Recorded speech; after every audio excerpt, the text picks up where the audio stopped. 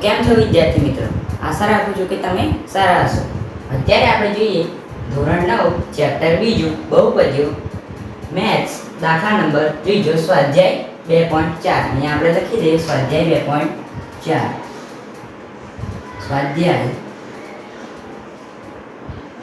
2.4. હા, તો આપણે અહીંયા જોવાનું છે સ્વાધ્યાય 2.4 નો દાખલા નંબર ત્રીજો. તો અહીંયા આપણે શું કરવાનું છે?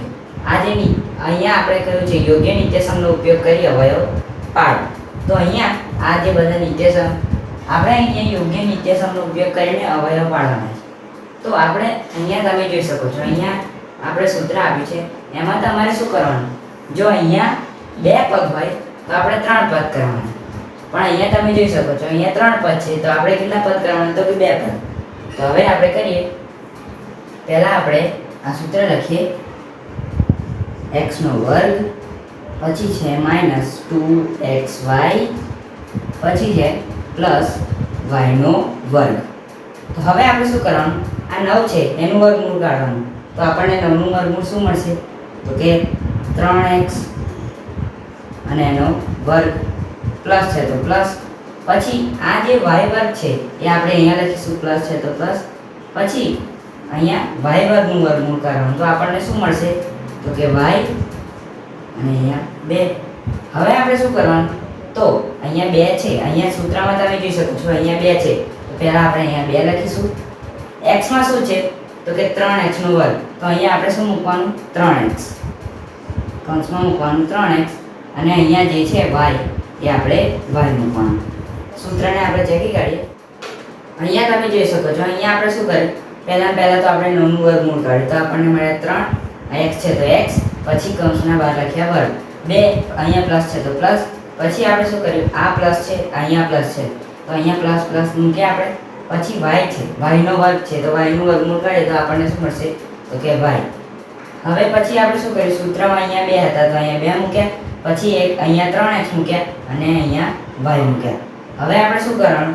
તો જે આ પદ છે 3x એ લેવાનું, 3x કૌંસમાં, પછી y વર્ગ છે અહીંયા પ્લસ છે તો પ્લસ, પહેલા અહીંયા જે નિશાની પ્લસ છે પહેલા જે નિશાની આવે એ પ્લસ આપણે અહીં મૂકવાનો, પછી y લેવાનું અને લખી દેવાનું વર્ગ. તો અહીંયા આપણો દાખલાનો જવાબ આવી ગયો છે 3x પ્લસ y કૌંસમાં કૌંસની બહાર વર્ગ. હવે જોઈએ દાખલા નંબર બીજો. તો હવે જોઈએ દાખલા નંબર 2. દાખલા નંબર 2 માં આપણને આપ્યું છે અહીંયા તમે જોઈ શકો છો. હા, તો અહીંયા આપ્યું છે 4y નો વર્ગ -4y પ્લસ 1. તો અહીંયા આપણે શું કરવાનું? જેમ આપણે અહીંયા કર્યું 9 નું વર્ગમૂળ કાઢ્યું તો આપણને કેટલા મળે? તો કે 3. તો અહીંયા આપણે 4 નું વર્ગમૂળ કાઢવાનું. તો 4 નું વર્ગમૂળ કેટલું મળે? તો કે 2y વર્ગ તો વર્ગ, માઈનસ છે તો માઈનસ, પછી પ્લસ 1 નું વર્ગમૂળ 1 જ થાય. પછી અહીંયા જેમ આપણે સૂત્રમાં 2 લખ્યા હતા એમ અહીંયા પણ આપણે 2 લખવા પડશે. પછી આપણે શું કરવાનું? લખી દેવાના આપણે 2y કૌંસમાં 1. હવે આપણે શું કરવાનું? તો આ પહેલું પદ, આ જે પહેલું છે એ આપણે અહીંયા લેવાનું.